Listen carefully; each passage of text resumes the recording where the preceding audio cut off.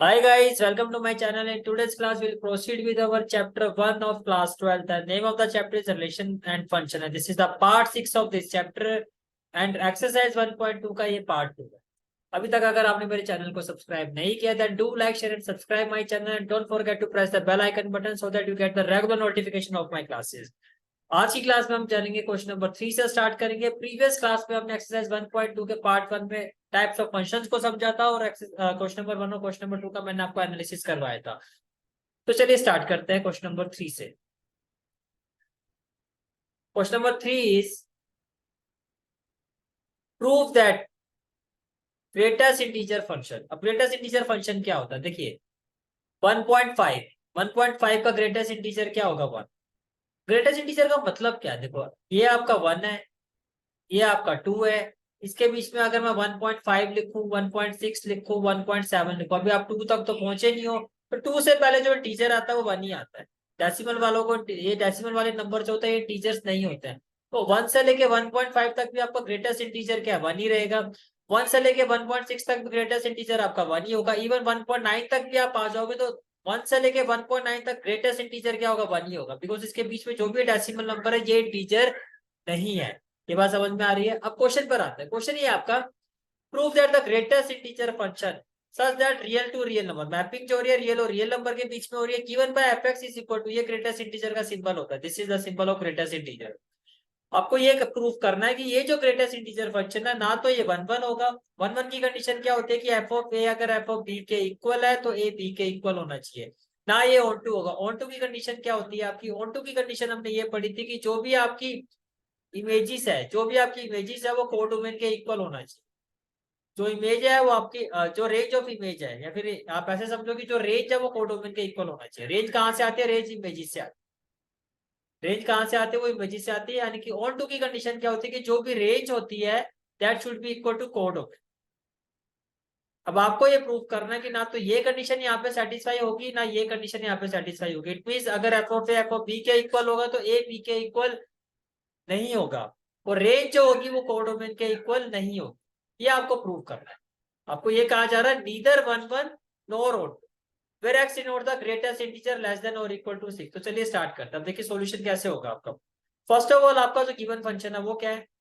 Your given function is real. Given function की जो mapping है वो है real number to real number, वो है real number to real number. और एफ एक्स क्या है यहाँ पर? एफ एक्स जो है आपका वो ग्रेटेस्ट इंटीजर फंक्शन है। एफ एक्स क्या आपका एक ग्रेटेस्ट इंटीजर फंक्शन है। ये बात समझ में आ रही है? ठीक है।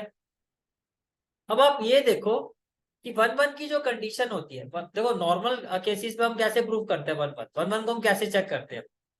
हमें इंजेक्टिव 1 1 का मतलब होता है इंजेक्टिव। इंजेक्टिव फंक्शन चेक करने के लिए हम क्या करते हैं? हम कहते हैं कि एफ ऑफ ए जो है एफ ऑफ बी के इक्वल है, और अगर ए बी के इक्वल होता है, अगर ए बी के इक्वल होगा तो हम कहते हैं कि वो आपका 1 1 है। लेकिन यहाँ पर ए अगर आप ये कहते हो कि f of a f of b के इक्वल है तो इसका मतलब हो जाएगा कि ए जो है आपका बी के इक्वल है। ग्रेटेस्ट इंटीजर ऑफ ए जो है ग्रेटेस्ट इंटीजर ऑफ बी के इक्वल है। तो यहाँ पर ये देखो, यहाँ पर अगर मैं 1.5 भी लिखूंगा तो भी 1 के इक्वल आएगा, 1.7 भी लिखूंगा तो भी 7 1 के ही इक्वल आएगा। तो इस तरह से तो हम यहाँ पर इंजेक्टिविटी को चेक नहीं कर सकते। इस तरह से हम यहाँ पर इंजेक्टिविटी को चेक नहीं कर सकते। तो जब भी ग्रेटेस्ट इंटीजर का क्वेश्चन आएगा, तो ग्रेटेस्ट इंटीजर का क्वेश्चन आता है तो इंजेक्टिविटी को आप कैसे चेक करोगे? फर्स्ट ऑफ ऑल देखो, आपने एग्जाम में इसी तरह से करके आना है। से एफ ऑफ 1.2, मैं एफ ऑफ 1.2 की वैल्यू निकालता हूँ तो क्या आएगी? ग्रेटेस्ट इंटीजर में पुट करोगे तो 1.2 हो जाएगा, और ग्रेटेस्ट इंटीजर ऑफ 1.2 क्या होगा? 1 के इक्वल होगा। इसी तरह से अगर आप 1.3 की वैल्यू निकालते हो तो ये हो जाएगा आपका ग्रेटेस्ट इंटीजर 1.3, और ये भी आपका 1 के इक्वल है। अब आप ये कह यहाँ से ये प्रूफ हो रहा है कि जो इमेजेस है वो तो इक्वल आ रही है, जो इमेजेस है वो तो इक्वल आ रही है, पर क्या 1.2 1.3 के इक्वल होता है? 1.2 1.3 के इक्वल नहीं होता है। अब आप कैसे लिखोगे? It implies f of 1.2 is equal to f of 1.3।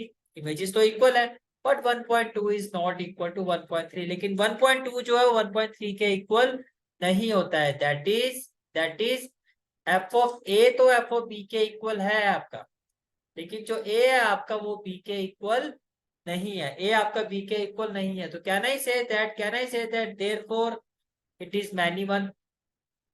ये 1 1 ना होके मैनी वन फंक्शन है।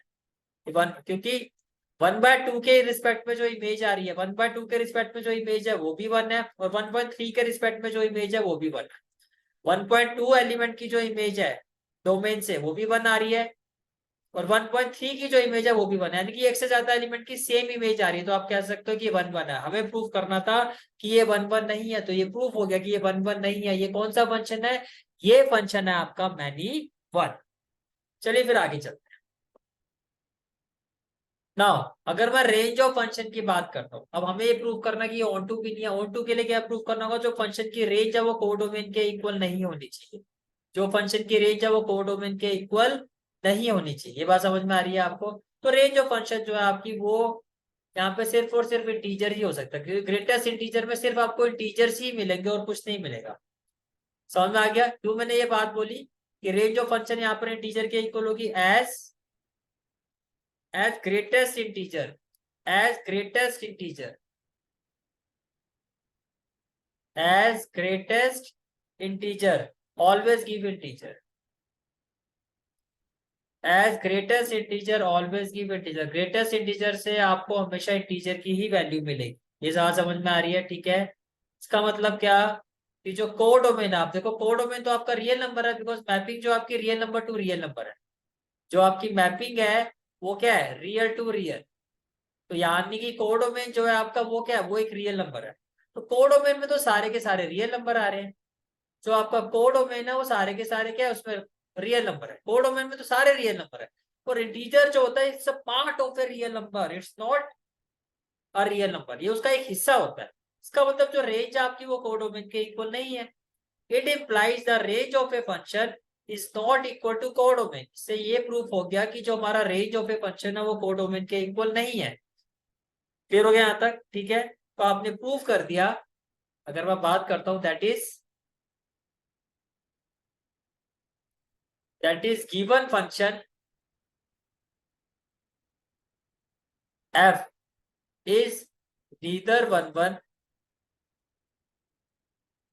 is neither 1 1 और nor on 2। ये आपने प्रूव कर। क्लियर है आता क्वेश्चन? ठीक है, let's move to the next question. Now next question is question number 4। Show that the modulus function. अब बात हो रही है मॉडुलस फंक्शन की। अगेन फंक्शन की जो मैपिंग है वो एक real number to real number है। Given by f x is equal to modulus function x. आपको शो करना है कि ये जो मॉडुलस फंक्शन है ये भी आपका नीदर 1 1 और ऑन टू, ना ये 1 1 होगा ना ऑन टू होगा। फिर modulus of x is x. We know that देखो मॉडुलस फंक्शन के केस में क्या होता है? It is equal to x when x is greater than equal to zero. और ये माइनस एक्स के इक्वल कब होता है? जब x is less than zero. तो यही आपको बताया गया कि मॉडुलस फंक्शन एक्स कब होता है? जब एक्स इज पॉजिटिव और जीरो। और मॉडुलस फंक्शन की वैल्यू माइनस एक्स कब होती है? जब एक्स इज नेगेटिव। क्लियर है यहाँ तक? ठीक है, चलिए स्टार्ट करते हैं। सॉल्यूशन किस तरह से आप अपनी प्रेजेंटेशन दोगे इस क्वेश्चन की? फर्स्ट ऑफ ऑल जो आपका फंक्शन है उसकी जो मैपिंग है वो real number to real number है। जो आपका फंक्शन है उसकी जो मैपिंग है वो एक real number to real number है। F of x is equal to modulus x. अब हम बात करते हैं इंजेक्टिव की। अब हम बात करते हैं इंजेक्टिव की। अगर मैं इंजेक्टिव की बात करता हूं तो let f of a is equal to f of b. इसका मतलब क्या हुआ? Determinant of a is equal to determinant of b, which implies can I say that a is equal to plus minus b. अब a B के equal होना चाहिए। यहाँ पर जो ए है आपका वो प्लस माइनस बी के इक्वल है। यहाँ जो आपका ए है वो प्लस माइनस बी के इक्वल है। तो आप क्या कहोगे यहाँ पर? Therefore it is many one. तो ये किस तरह का फंक्शन है आपका?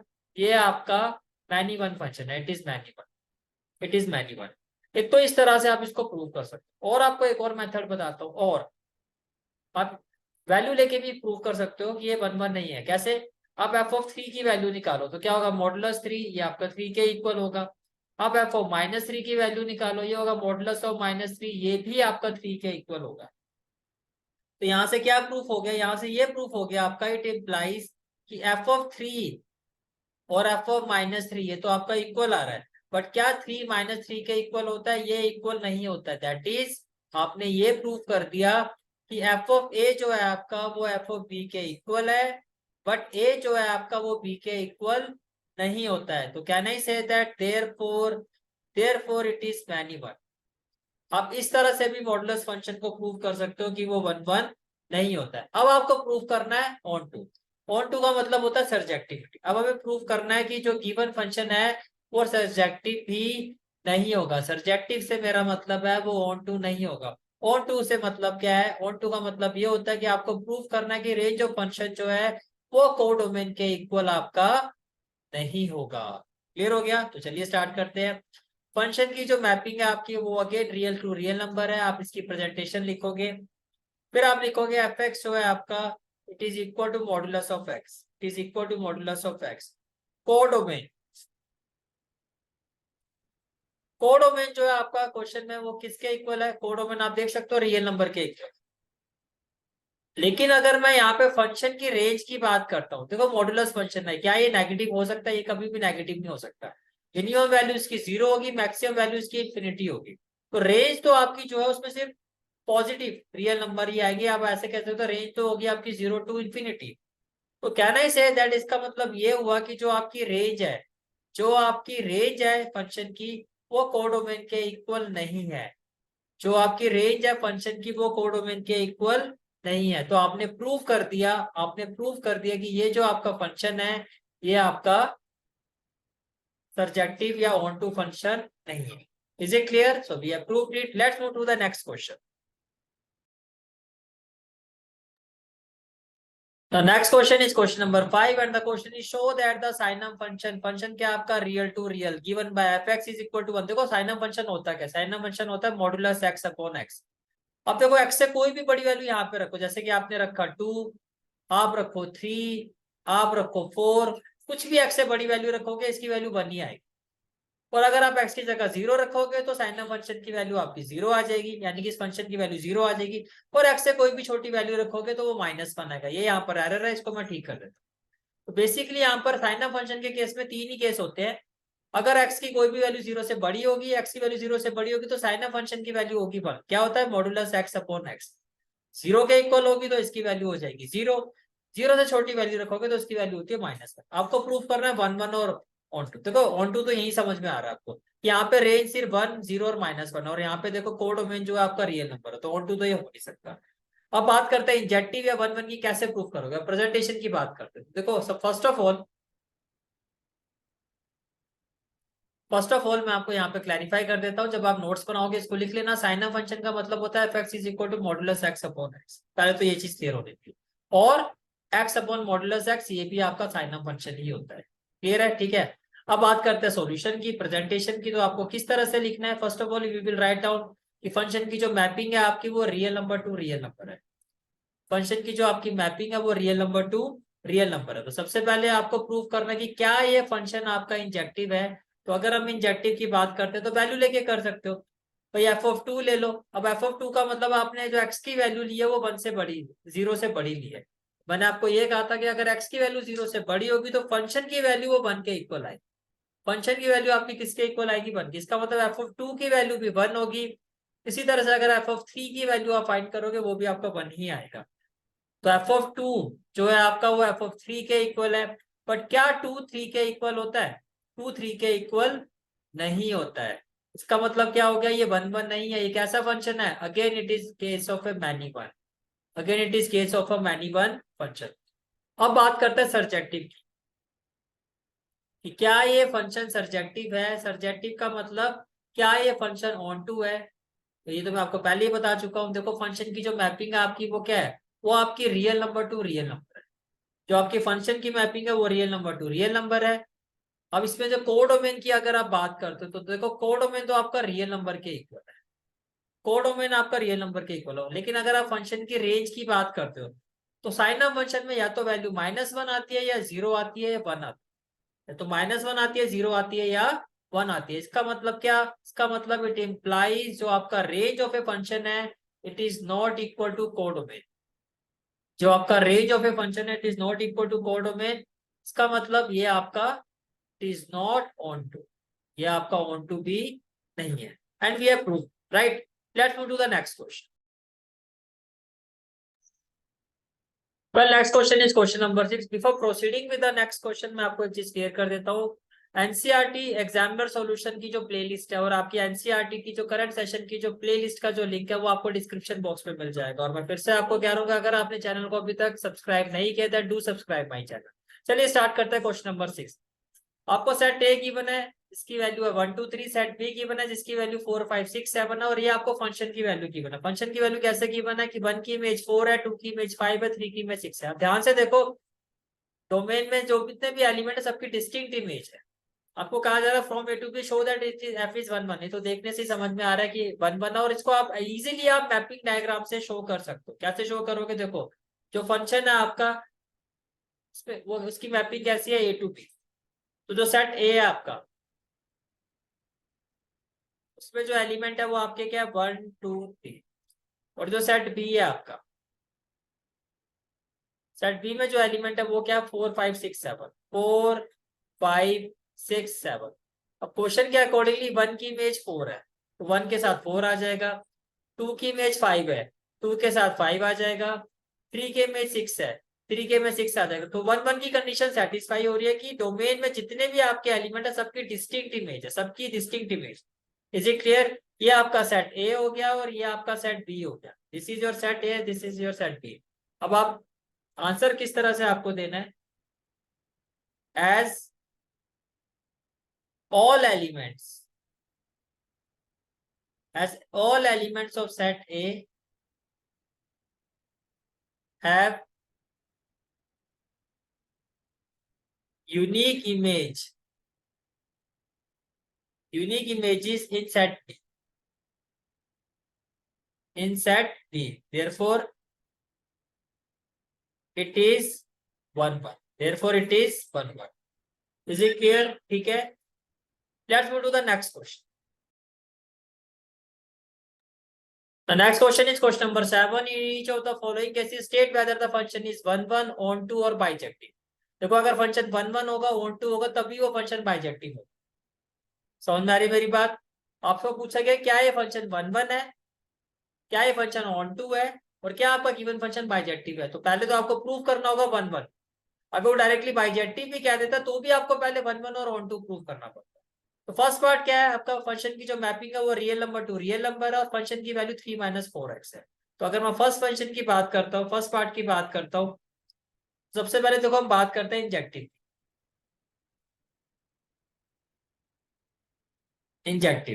इंजेक्टिव में क्या होता है, let f of a equal to f of B.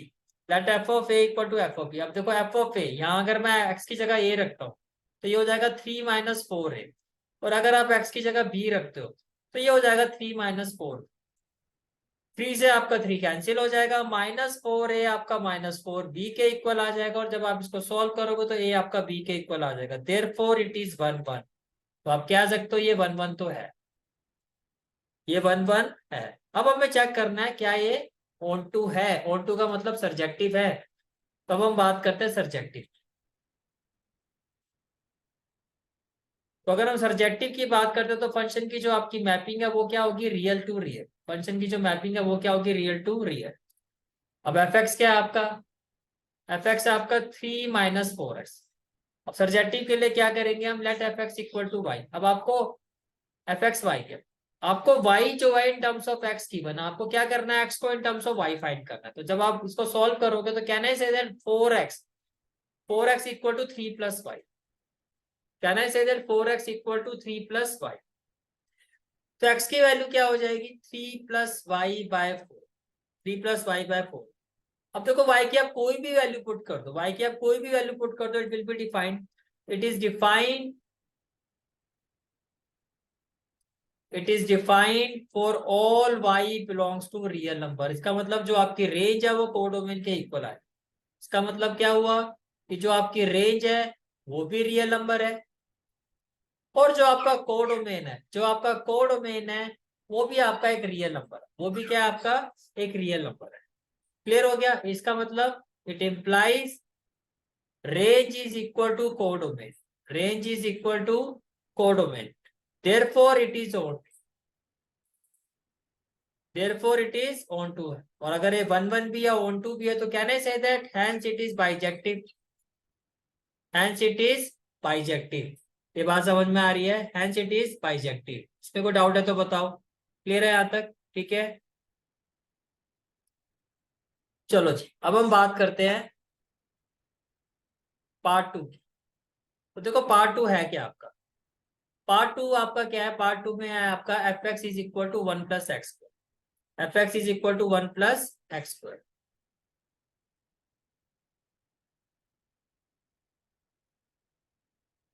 F x is equal to 1 + x²। Right. Again let f of a is equal to f of b. अब हम किसको चेक कर रहे हैं? हम चेक कर रहे हैं इंजेक्टिव। तो let f of a is equal to f of b. अब आप ए की वैल्यू यहाँ पुट करो तो 1 + a² किसके इक्वल आ जाएगा? 1 + b² के। a² किसके इक्वल आ जाएगा? आपका b² के। और a की वैल्यू हो जाएगी +-b। क्या ये इंजेक्ट 1 1 है? It is not 1 1। ये 1 1 नहीं है, इसका मतलब ये इंजेक्टिव आपका नहीं है। क्लियर हो गया? ठीक है, अब हम बात करते हैं सरजेक्टिव। सरजेक्टिव देखो जहां तक सरजेक्टिव की बात है,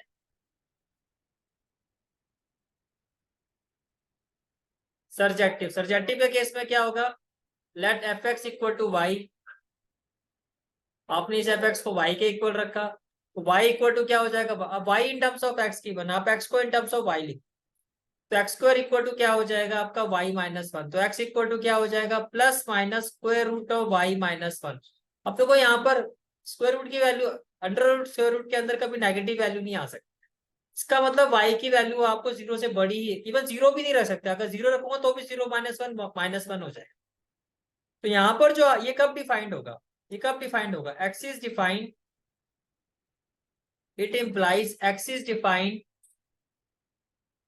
only when y is greater then 0। ये तभी डिफाइन होगा। y की वैल्यू क्या होनी चाहिए? Greater than 0। इसका मतलब जो रेंज है, जो रेंज की अगर हम बात करते हैं, इवन आप ये भी नहीं कह सकते कि यहाँ पर जो तो रेंज में क्या आएंगे? सिर्फ पॉजिटिव नंबर आएंगे।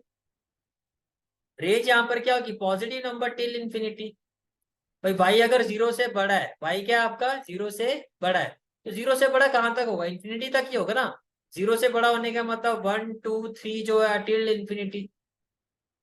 ये बात समझ में आ रही है? ठीक है, तो इसका मतलब क्या है आपका? अच्छा, कोडोमेन जो है आपका वो रियल नंबर है। जो कोडोमेन आपका वो किसके इक्वल है? वो रियल नंबर के इक्वल है।